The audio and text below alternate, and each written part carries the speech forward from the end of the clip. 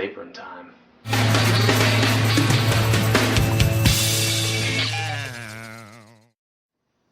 Hi there everyone.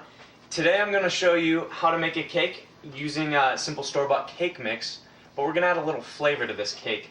This is a cake that you can give to your sweetheart, you know, for all those men out there who want to make a cake for the one that they really love, and that is why we're going to call this cake the sweetheart cake.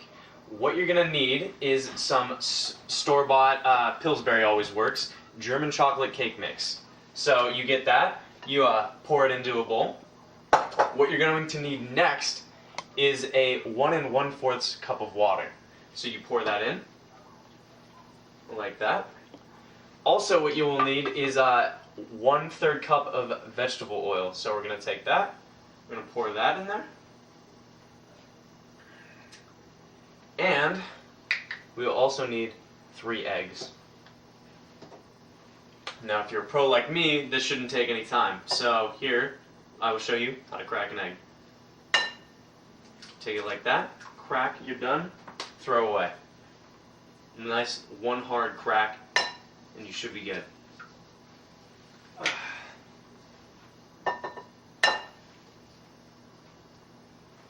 Try your hardest not to get any shell in there. I know sometimes it's a little hard, but for the most part, you're going to get a clean crack if you give it one nice hard tap on the side. So what you're going to want to do next is take your whisk, start whisking away at that. Got a nice little messy magma-like creation going on in here. It's going to look very good. It's going to look like that. It's going to look like a nice goopy mess. Just to reiterate, a lot of those ingredients, the 1/3 cup of oil, the 1 1/4 cup of water, and the eggs, you can find all of that on the back of the cake box mix that you will be using. So it's really all of the ingredients, all of the directions, going to be right there. That's to make a very simple German chocolate cake. Now for the next step, what I want you to do is take some pan, grease up a pan. In our case, we're going to be using a 13 by 9-inch pan, and really just get all of that nice chocolatey creation that you just whisked away, get it right into that bowl. You want to get it all in there.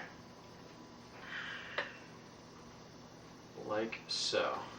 And after you've smoothed it out, you're going to have like a little left over here. Always makes the process a little fun along the way. And now we're just going to pop this into the oven. You can also find on the back of the box the directed temperature that you're going to want to put it at.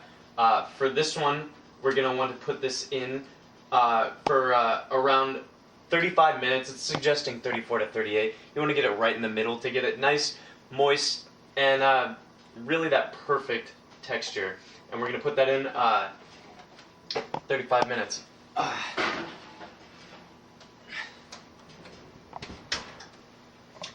And now we wait. Okay, so we've just pulled out the cake from the oven, and after about 35 minutes, and we let it sit out cool for about a half an hour. A trick that you bakers out there can use to test how well cooked your cake is by taking a toothpick and while it's cooking, stick it in the middle, and if it comes out clean, you know your cake's done. So as you've seen here, we've let it come out. It's cooled for about a half an hour. And what you're going to want to do, take any ladle or some utensil, start poking some holes into your cake. You're going to want to cover this entire cake with holes. So just go at it. Have a little fun. You don't need any symmetrical holes. You just kind of go at it. So here we go. This is how it'll look when you're finished. The next step that you want to do, you're going to want to take some hot caramel sauce. You're going to want to heat this up for about a minute in the microwave. What you're going to do, you're going to drizzle this baby all over your cake. You want to make sure this caramel sauce gets all inside those holes, because what is going to eventually happen is that this caramel sauce will sink into the cake and form a nice, delicious base layer for it. What you're going to do next is also take up heated hot fudge and do the same thing. Get a lot of that in there. Really let it mix in with the caramel sauce. Feel free, you know, the recipe says for a cup, but you know, go for it, you know, really just feel it. And also, you're going to have some sweetened condensed milk. You're going to do the same thing. I'm just going to go right on the top. Like so. How it's going to look in the end, it's a little something like that. So, also after you've drizzled a lot of it on, and if it's kind of piling up around the sides, you can take a spoon and move a lot of that excess caramel, fudge, condensed milk in to fill up some more of those holes. So the next step that we're going to do is take some Heath toffee and just kind of generously sprinkle it over your layer that you have of all that fudge and caramel. So get a nice, good layer going in there. Fill up some of the rest of those.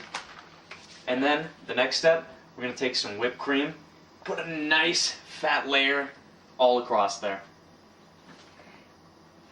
Spread it out, really get it around.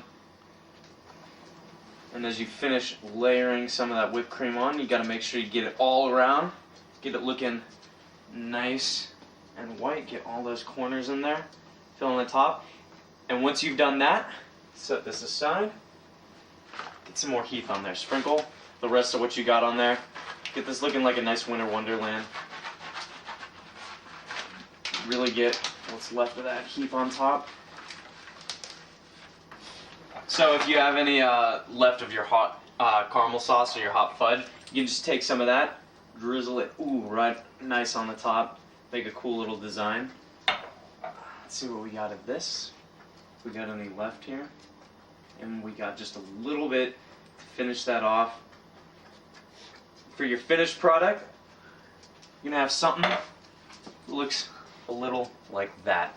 And this here is the recipe for the sweetheart cake. I myself am going to use this for my own sweetheart. Hopefully she enjoys it, and hopefully your sweethearts enjoy it too. Thank you.